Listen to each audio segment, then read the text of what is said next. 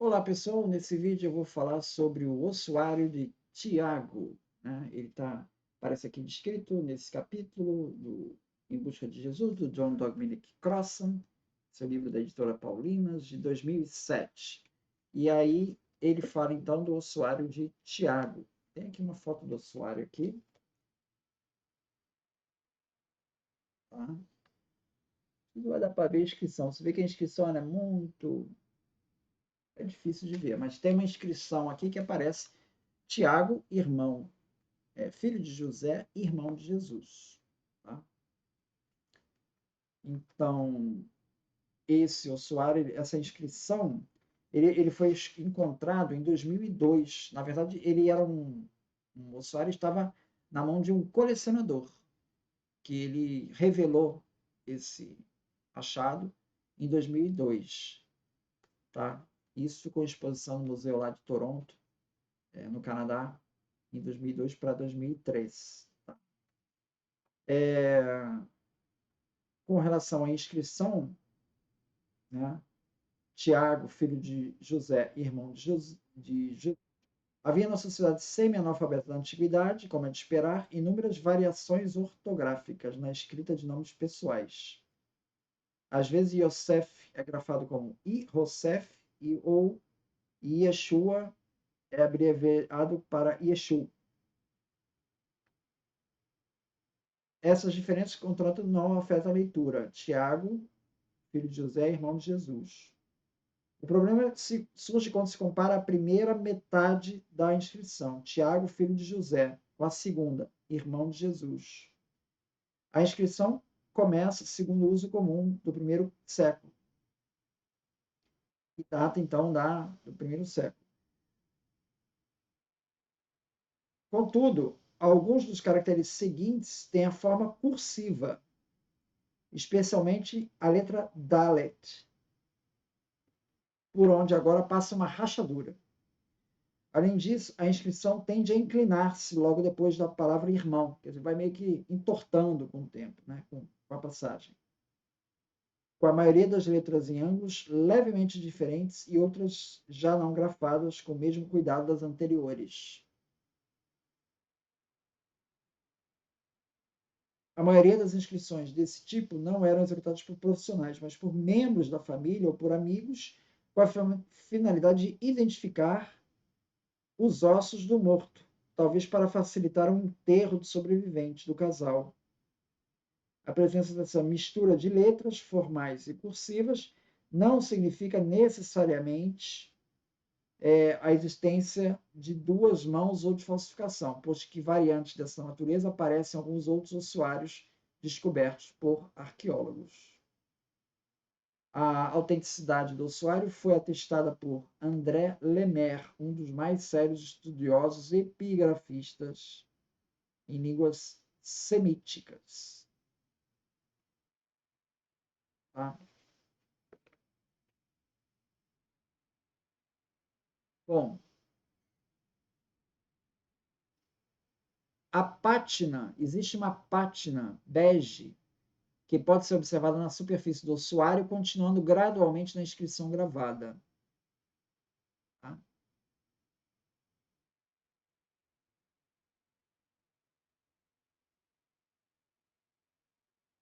A pátina ela mostra o desgaste não produzido artificialmente por produtos químicos e tem um valor muito especial. Elas são como cicatrizes do objeto.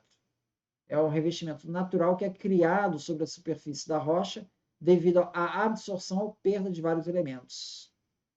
É comum pensar que o processo de pátina, né, é lento.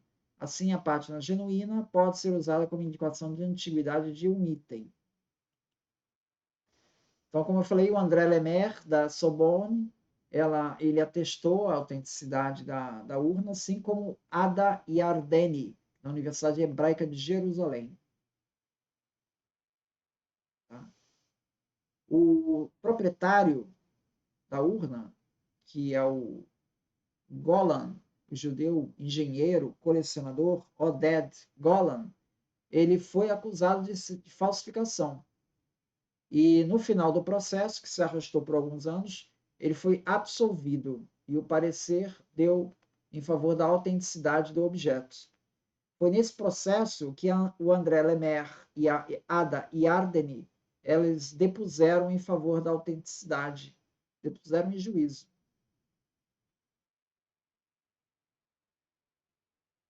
O Instituto Israelense de Antiguidades, o Israel Antiquities Authority, IAA, ele desde o início e até hoje, ele se pronunciou pela falsificação. Porque a verdade é que, como esse objeto ele provavelmente foi conseguido no mercado negro, né, o IAA não quer dar seu ok para esse objeto.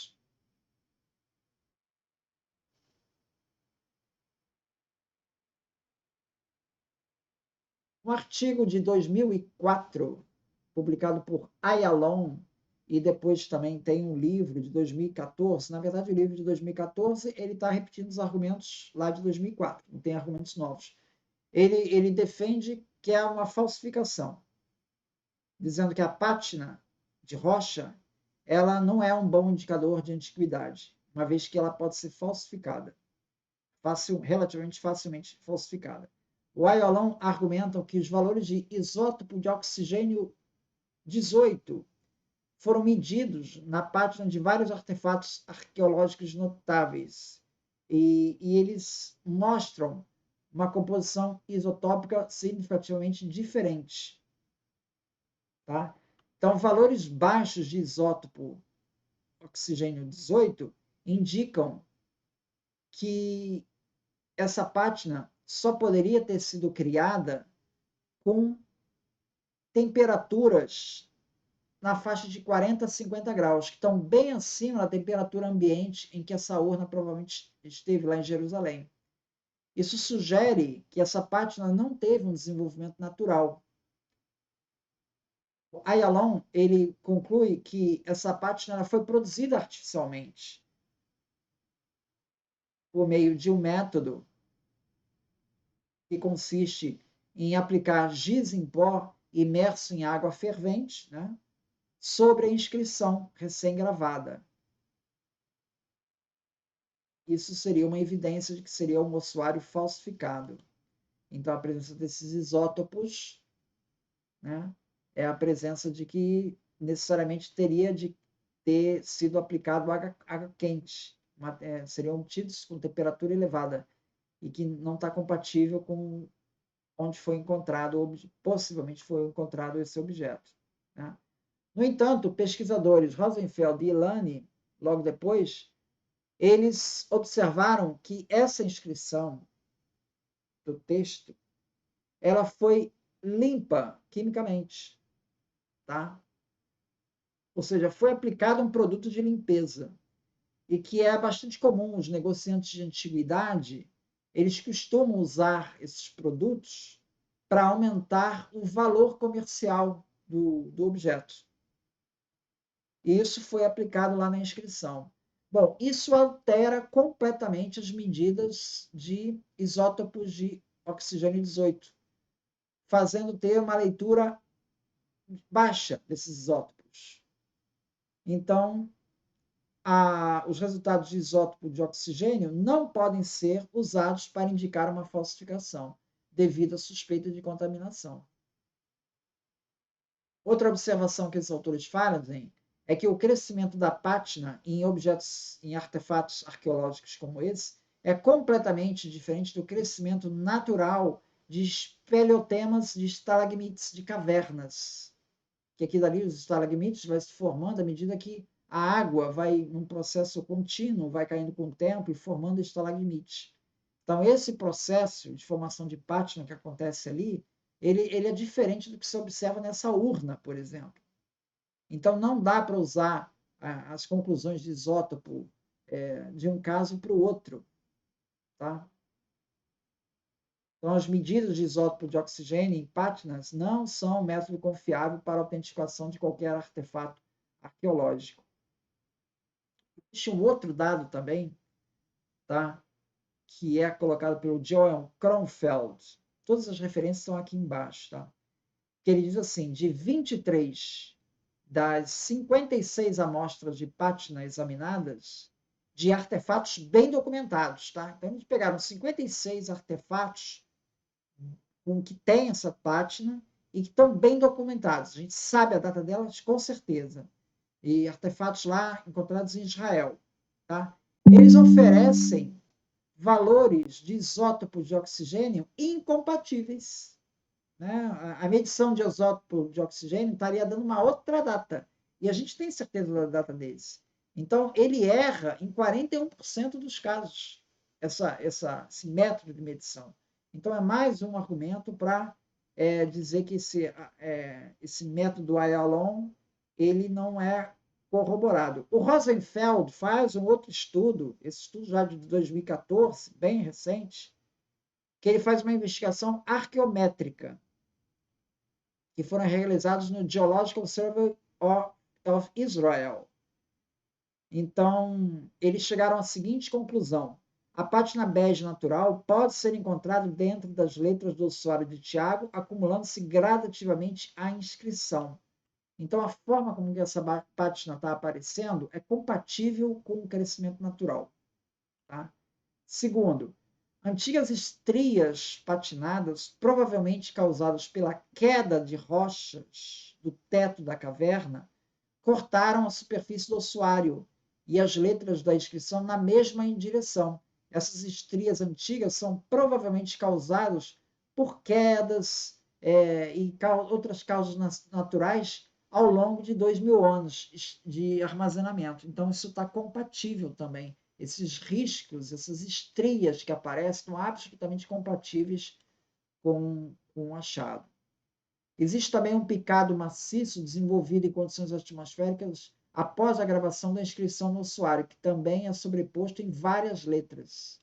Tá? Quarto item, também muito importante, a presença de fungos microcoloniais, FMC, formando estruturas incrustadas circulares e fosfato significativo, que está incorporado na pátina. Isso indica um crescimento lento e longo de muitos anos. Quinto argumento, a pátina não contém nenhum vestígio de ferramentas modernas e ela adere firmemente à pedra. Não parece ser algo que foi inserido. Outra questão. Sexta questão. A falta de homogeneidade da rocha pode explicar o fato de que as letras parecem ter sido gravadas em diferentes profundidades por diferentes pessoas. Então, não é que teve diferentes mãos gravando esse texto. Né? O primeiro gravou o irmão de Jesus, o outro gravou o filho de José. Isso é característica da própria pedra calcária.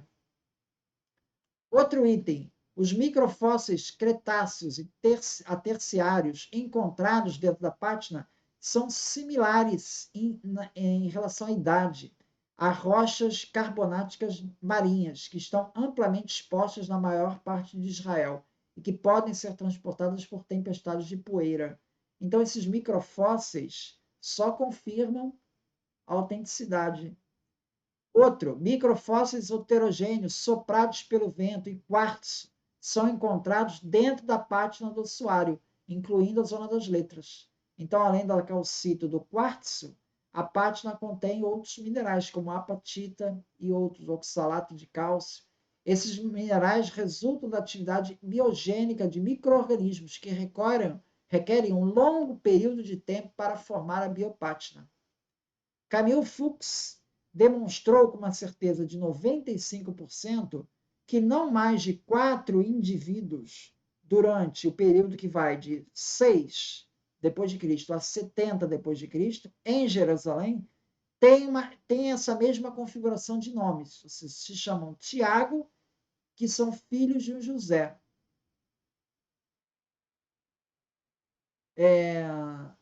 E que ainda assim teria de ser irmão de um Jesus. Ou seja, o golpe decisivo que nos permite concluir que se trata de Jesus de Nazaré é que poucos ossuários contêm inscrições. Ou seja, a maioria dessas pessoas já não tem ossuário. Os ossuários que existem, a maioria também não tem nenhuma inscrição. 20% tem inscrição. Geralmente, essas inscrições mostram somente o nome do falecido, com o nome de seu pai. Então, seria só Tiago, filho de José. Para você colocar lá que é irmão de Jesus, é porque esse Jesus é famoso. Tá? Não teria justificativa nem precedente. Não há nenhum outro, mais de centenas de ossuários encontrados nesta data e catalogados, somente um ossuário tem essa referência a irmão de, que é o ossuário de Tiago. Então, esses elementos colocam que, no final das contas, as evidências são mais favoráveis para a autenticidade do ossuário de Tiago. Muito obrigado, então.